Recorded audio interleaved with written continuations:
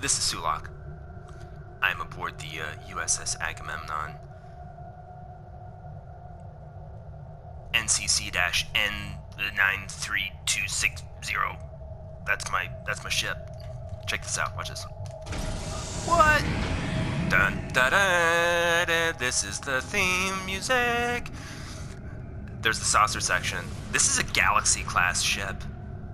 And I think it's the best ship that I have, but it's specialized for engineering, and I am a science officer, so I gotta find me a nice science ship, but I do enjoy me this Galaxy class. It's pretty cool. Pretty cool. But that is the Fleet asteroid right there. I wonder if we can see the purple room from up here. If they had that level of detail, you can look down and be like, oh, there it is.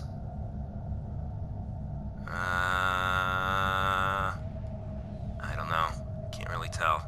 I bet you it's that little spot right there. It's that object. What is that object? Anyways, I'm gonna go to my ready room. How do I do that? Navigation. Ooh, I can't. So I have to leave the space. They're very busy. They can't just have me zooming around here. Return to sector space. USS Agamemnon. Wonder if the saucer's coming with me. We just abandoned the crew. But I just wanted to add a little addendum to the last video I did. And kind of round off some of my thoughts. Shouldn't take long.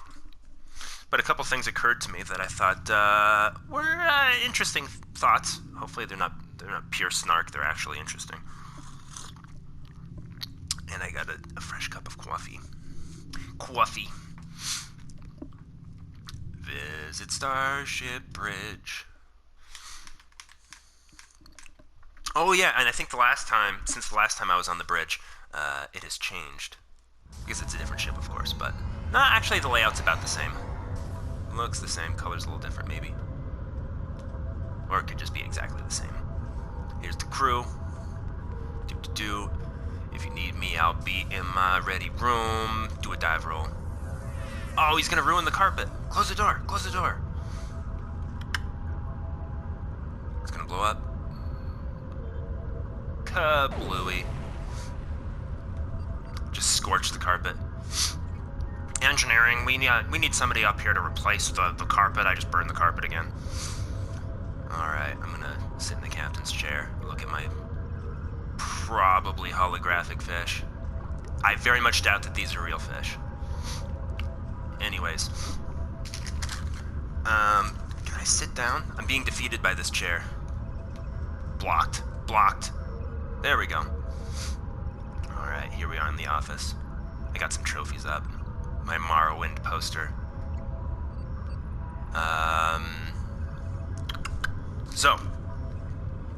I was just listening to the recording I had made and some of the things that the article had said, and one of the things, I feel like I'm not sure about this, but there's the research that's going on, and then there's how the paper frames the objectives. It says, can biology class reduce racism?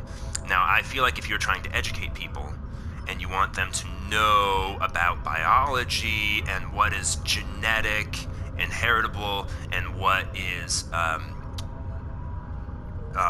due to socialization, you should characterize those things and then allow people to make those distinctions. It should not be your goal to make students less racist, because then you end up falling into this like pseudo-religious cult of anti-racism. I just wanted to articulate that was my concern. It should not be your goal to make kids less racist and intervene in their moral lives like that. Do I think it's good to be racist? No.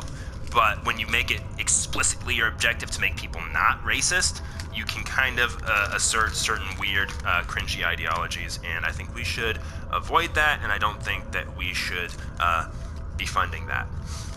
So that was one concern. The other thing was talking about biases.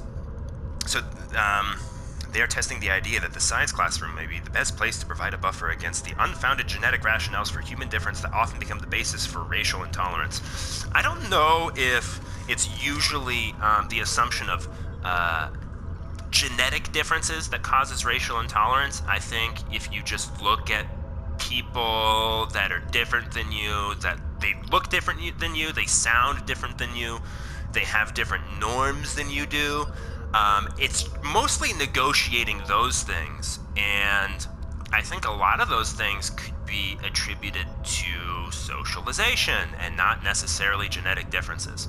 So, just the stigma that recognizing that there are potentially genetic differences between groups that influence their behaviors, proclivities, affinities, whatever. That shouldn't be stigmatized in such a way as like where if you're even talking about this, you're a racist. And I don't think that the article said that, but there's just certain things where it's like, that's usually the rationale of these racists. And it's like, I don't think so. I think it's more superficial than that. I don't think it's necessarily that calculated. But what do I know? There was this guy, Paul Vanderklay. I like Paul Vanderklay. And I think he had been in debates with people, and they would talk about, Paul Vanderklay and a bunch of these other YouTube people, they should get Star Trek Online accounts and get their own ships, and this is like the little captain's chair, and we'll all get together and they'll sit on the guest couch, and we'll just have a round table, there's no table though, conversation about these challenging issues. I just imagine like everybody sitting here. I'm gonna sit on the bridge though. Yo, what's up everybody? Don't mind me. Except I'm gonna leave burn mark on the carpet again. Hold on. Can I do a dive roll? Yo! There it is.